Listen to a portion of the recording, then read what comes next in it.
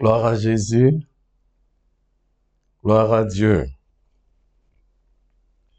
Merci Seigneur. Que le nom de l'Éternel soit loué. Bien-aimés dans le Seigneur, bonsoir. Je suis le pasteur Henri Dibi. Au nom du pasteur Kadi, nous vous souhaitons une cordiale bienvenue. Amen. Alléluia. Que l'Éternel vous bénisse. Amen. Ce soir encore, l'Éternel a une parole pour nous. Nous rendons grâce à l'Éternel pour vous tous qui êtes connectés. S'il vous plaît, partagez, invitez vos amis, appelez quelqu'un qui n'est pas encore connecté et dites à cette personne-là, Jésus a une parole pour vous. Connectez-vous vite. Alléluia. Amen. Que le nom du Seigneur soit loué. L'Éternel nous a fait du bien tout au long de la semaine dernière et même cette semaine encore, et nous voulons ensemble élever son nom et lui dire merci. Éternel, oh Dieu, nous te bénissons et nous te rendons grâce. Tu es notre Seigneur, tu es le roi, tu ne changes pas, que ton nom soit élevé. Il y avait, ce soir, encore une fois, nous sommes assemblés sur cette plateforme, Éternel, pour t'élever, pour te glorifier, pour te bénir. Éternel, oh Dieu, alléluia, nous sommes là pour recevoir de toi. Éternel, maintenant que ta parole qui est esprit et vie vienne puissamment nous transformer, que ta parole vienne pour nous guérir, que ta parole vienne pour nous éclairer. Merci Seigneur, à toi la gloire, au nom de Jésus. Amen. Amen. Alléluia. Amen. Nous avons commencé une série d'enseignements, c'est le pasteur Kadi qui a introduit le sujet, qui s'intitule simplement « Ayant les yeux fixés sur Jésus ». Alléluia. Et c'est basé sur le livre de 2 Corinthiens chapitre 3 verset 18. Alléluia. Et qui nous dit, et nous allons lire rapidement, nous tous qui, le visage découvert, contemplons comme dans un miroir la gloire du Seigneur, nous sommes transformés en la même image, de gloire en gloire, comme par le Seigneur l'Esprit. Alléluia. Et la semaine dernière, nous avons parlé de la transformation que Jésus opère dans nos vies. Gloire à Dieu. Amen. Que Jésus opère dans nos vies. Aujourd'hui, nous allons parler beaucoup plus de contemplation. Pardon. Il dit, quand nous le contemplons, alléluia, il dit, nous tous qui, le visage découvert, le contemplons, alléluia, à visage découvert. Le contempler à visage découvert. Le contempler à visage découvert. Alléluia. C'est surtout ça que nous voulons voir ensemble ce soir. Qu'est-ce que Paul veut nous dire quand il nous parle de nous tous, c'est-à-dire vous et moi, le visage découvert et non voilé. Paul, quand il parle de visage découvert, fait référence à Moïse qui est descendu de Mont Sinaï après un temps d'environ 40 jours et 40 nuits à la montagne, là où Dieu a parlé à Moïse. On peut voir cela dans le livre d'Exode, chapitre 34, versets 27 à 35. Alléluia. La Bible dit, la gloire de l'Éternel était sur le visage de Moïse. Moïse a dû mettre un voile parce que les Israélites ne pouvaient pas le regarder. Les Israélites ne pouvaient pas le contempler, tellement la gloire sur lui était éblouissante. Alléluia. Au travers de l'action de Moïse, bien que l'action de Moïse était simple, cette action-là nous indiquait de manière prophétique l'aveuglement spirituel du peuple d'Israël sous l'ancienne alliance. Alléluia. Amen. Cet acte de Moïse nous montre l'aveuglement spirituel du peuple d'Israël sur l'Ancien Testament. Amen. Et nous pouvons contraster, ou comment dirais-je, l'action de Moïse qui montre l'aveuglement spirituel du peuple d'Israël avec le peuple de Dieu aujourd'hui en Jésus-Christ. C'est que en Christ, nos visages sont à découvert. Alléluia. Nous n'avons plus besoin de mettre de voile. Alléluia. Nous pouvons contempler l'Éternel. Parce que en Christ Jésus, l'aveuglement spirituel qui entourait la pensée et le cœur des Israélites en Jésus-Christ, cette enveloppe qui aveuglait, cette enveloppe qui empêchait en Christ, cette enveloppe-là a été ôtée. Alléluia. Amen. C'est pourquoi j'aime ce que la Bible nous dit dans le livre de Hébreux, chapitre 4, verset 16, que Hébreux dit, nous pouvons venir avec une pleine assurance dans la présence de l'Éternel. Pourquoi? Parce que tout ce qui peut être voile est arraché. La Bible dit, à la croix, quand Christ est mort, le voile de partition fut quoi? Déchiré. Alléluia. Donc, parce que le voile de séparation est déchiré, nous pouvons contempler pleinement. Nous pouvons contempler aisément. Alléluia. La présence de l'Éternel. Le mot contempler ici est très intéressant. Contempler, c'est refléter. Contempler, c'est regarder comme dans un miroir. Alléluia. Et ce regard-là nous permet de voir la gloire de Dieu. Amen. La gloire de Dieu qui est manifestée en Christ Jésus, notre Seigneur. La Bible nous dit dans le livre de Jean, chapitre 1, au verset 14, alléluia, parlant de l'avènement du Seigneur Jésus, Jean, chapitre 1, verset 14, il dit ceci, « Et la parole a été faite chair, excusez-moi, et elle a habité parmi nous, pleine de grâce et de vérité. Et nous avons contemplé sa gloire, une gloire comme la gloire du Fils unique venu du Père. » Alléluia. La parole qui est Jésus-Christ a été faite chair. Elle a habité parmi nous, pleine de grâce et de vérité. Et nous avons contemplé cette gloire-là. Amen. Donc nous pouvons contempler la gloire de Dieu en Christ Jésus, notre Seigneur. Il est la personnification de la gloire de Dieu. Nous pouvons voir la gloire de Dieu briller sur le visage de Christ.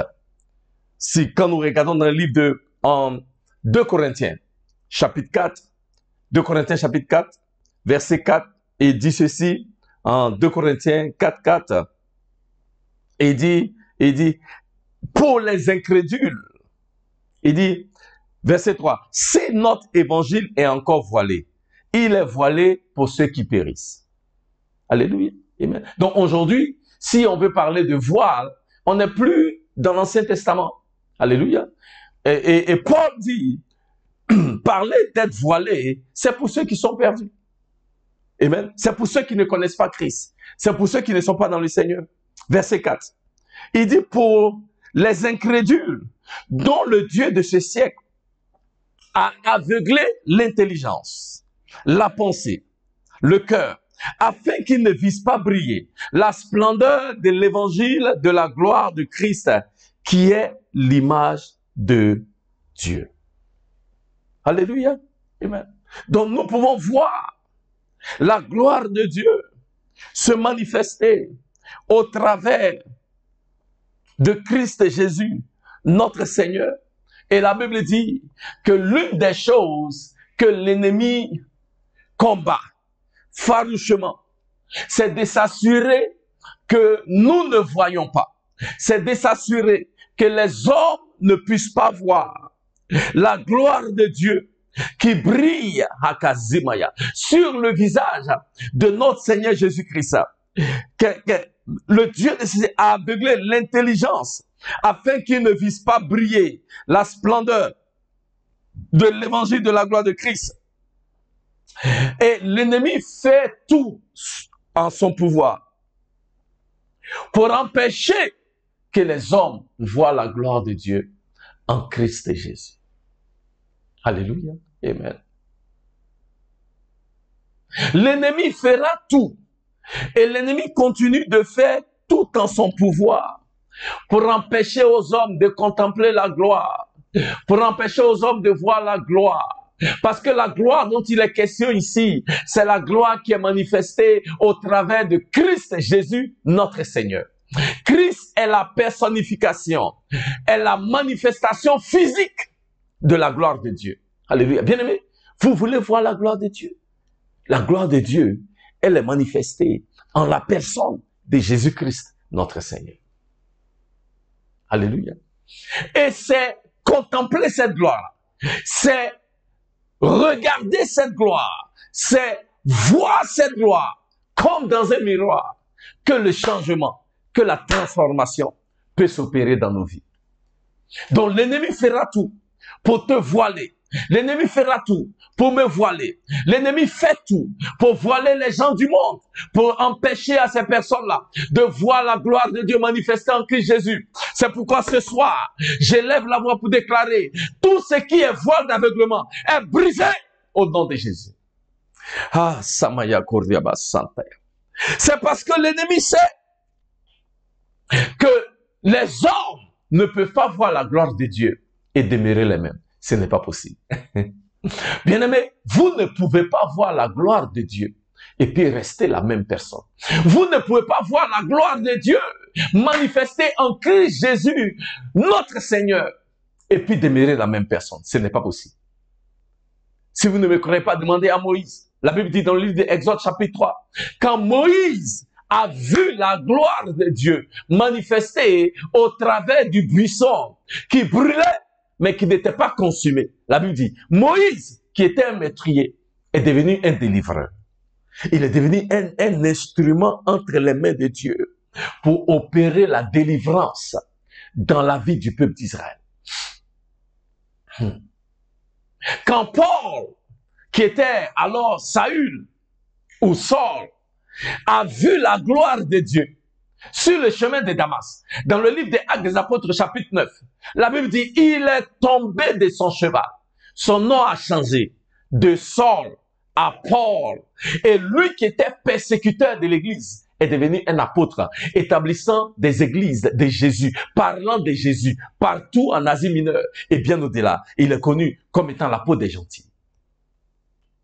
Bien-aimés, vous ne pouvez pas rencontrer la gloire de Dieu qui est manifestée en Christ Jésus. Si vous n'avez jamais eu l'opportunité de voir cette gloire-là, je prie aujourd'hui que le voile soit arraché et que vous ayez une révélation de la gloire de Dieu en Jésus-Christ, notre Seigneur. Aujourd'hui, nous parlons de Christ. Alléluia. Parce qu'il y a une gloire que nous avons vue qui a changé et transformé nos vies. La Bible nous dit dans le livre des Actes des Apôtres chapitre 3, alléluia, et j'aimerais qu'on y aille rapidement, que Pierre et Jean allaient à la prière, à l'heure de la prière, et ils ont rencontré cet homme paralytique à la porte appelée la Belle. Et il dit, Pierre et Jean montaient ensemble au temple à l'heure de prière. C'était la 9e heure. Il y avait un homme, boiteux de naissance, qu'on portait et qu'on plaçait tous les jours à la porte du temple appelé la Belle, pour qu'il demandât l'aumône à ceux qui entraient dans le temple. Cet homme, voyant Pierre et Jean qui allaient y entrer, leur demanda l'aumône. Cet homme a vu Pierre et Jean. C'était un homme dans le besoin. Il ne pouvait pas, il était paralysé. Il ne pouvait pas faire grande chose. Il ne pouvait pas pouvoir ses besoins. Il vivait de la bonne volonté en des hommes qui passaient. Alléluia. Et la Bible dit, quand il a vu Pierre et Jean, il s'attendait à ce qu'il lui donne quelque chose. Alléluia. Alléluia. Et la Bible dit, cet homme voyant Pierre et Jean, verset 4, Pierre, de même que Jean, fixa les yeux sur lui et lui dit, regarde-nous. La Bible dit, Pierre et Jean se sont arrêtés devant le paralytique, celui-là même qui attendait de l'argent, celui-là même qui attendait une aide matérielle de la part de Pierre et Jean. Et Pierre et Jean lui disent, écoute, regarde-nous, homme paralytique, regarde-nous, très bien. Verset 6. Il dit, verset 5. Et il les regardait attentivement. s'attendant à recevoir d'eux quelque chose. Bien-aimés, voici un homme paralytique qui regarde, qui contemple Pierre et Jean, des hommes. Et la Bible dit, il s'attend à recevoir de quelque chose. À combien plus forte raison, vous et moi, quand nous prenons le temps de regarder attentivement le Seigneur Jésus. Alléluia. Nous pouvons nous attendre à recevoir quelque chose. Amen. Regardez, j'aime ce passage, il est tellement riche. Il dit, il est regardé attentivement, s'attendant à recevoir d'eux quelque chose. Il attendait à recevoir, il s'attendait à recevoir quelque chose. Qu'est-ce qu'il voulait? Il voulait de l'argent. Alléluia. Pourquoi? Parce qu'il a pensé que c'est l'argent qui est la solution à son problème. Mais Pierre et Jean allaient lui offrir la vraie solution, ce dont il avait besoin réellement. Alors Pierre lui dit, je n'ai ni argent, je n'ai ni or. C'est-à-dire, homme paralytique, tu regardes, mais tu ne regardes pas la bonne chose. Homme paralytique, tu contemples, tu regardes attentivement, mais tu ne vois pas clairement. Homme paralytique, tu penses que la solution à ton problème, c'est avec un homme. Tu penses que la solution à ton problème, c'est avec un peu plus d'argent. Tu penses que la solution à ton problème, c'est avoir une autre maison, une autre voiture. Homme paralytique, tu penses que la solution à ton problème, c'est dans quelque chose de matériel. Mais homme paralytique, laisse-moi te dire, cette situation que tu connais, nous avons la solution. Et la solution, c'est ce que nous allons t'offrir. Il dit, alors, je n'ai ni argent ni or, mais ce que j'ai, je te le donne. Au nom de Jésus de Nazareth, lève-toi et marche. Pierre lui dit, oh paralytique, tes yeux sont sur nous. Alléluia. Mais en réalité, en nous-mêmes, nous n'avons pas la solution à ton problème. En nous-mêmes, nous n'avons pas la solution au mal qui te ronge. En nous-mêmes, nous n'avons pas la solution. Mais homme paralytique, si seulement tu peux enlever tes yeux sur nous en tant qu'homme. Homme paralytique, si seulement tu peux enlever tes yeux sur l'or et l'argent. Si seulement tu peux enlever tes yeux sur ce que ce monde peut faire ou t'offrir et mettre tes yeux sur Jésus. Ah, Samaya Koryama Santa. Si seulement tu peux contempler ce Jésus, si seulement tu peux fixer tes yeux à Jésus, si seulement tu peux regarder à Jésus, homme paralytique, tu auras de l'argent, mais au-delà de l'argent, tu auras la vie éternelle. Au-delà de la vie éternelle, tu auras le bonheur, le vrai. Akazimaya. Si seulement tu peux fixer tes yeux sur Jésus. Ah, Samaya Koryabasa. Bien-aimé, ce soir, je vais dire à quelqu'un, comme cet homme paralytique, qui était à la place appelée la belle.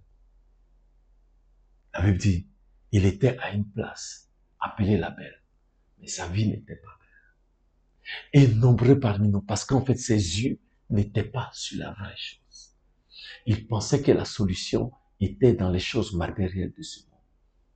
Et bien aimés, nous sommes nombreux, des chrétiens ou même non chrétiens. Nous pensons que la solution viendra si on a un peu plus d'argent.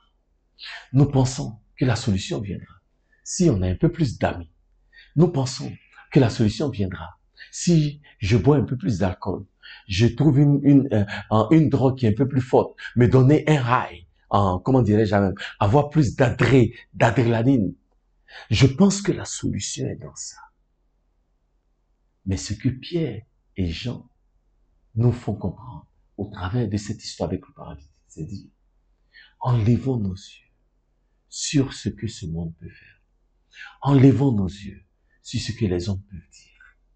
Enlevons nos yeux sur ce que nous pensons peut nous apporter la solution, nous apporter la vie éternelle, nous apporter la vie en abondance. Et mettons nos yeux sur Jésus. C'est pourquoi l'apôtre, l'écrivain du livre des Hébreux, Il y en a qui disent que c'est Paul. Moi, je crois que c'est Paul. Alléluia.